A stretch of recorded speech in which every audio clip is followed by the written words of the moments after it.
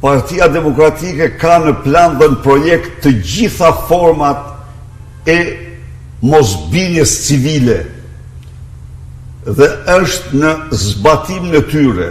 Natyrisht Partia Demokratike kërkon nga qytetarët, fton qytetarët të bëjmë gjithçka për fitoren e kësaj betejë. Por kjo kërkon, besnik, para zgjithash qartësi. Kërkon që çdo qytetar të realizojë se kemi të bëjmë me një diktaturë autokratike,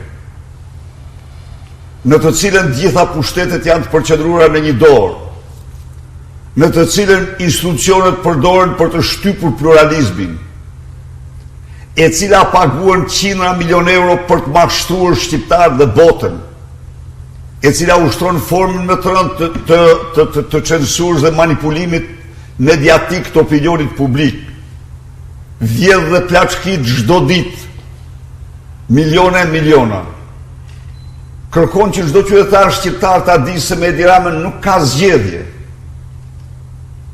Dhe të gjithë ata që besojnë se mund të ketë zgjedhje me Edi Ramën vetë mashtrojnë, ose pastaj bëjnë sharlatanin për të bërë tushin e figurës së Edi Ramës, për ta paraqitur atë si njëri që bën zgjedhje, në një kohë ku ai nuk bën zgjedhje.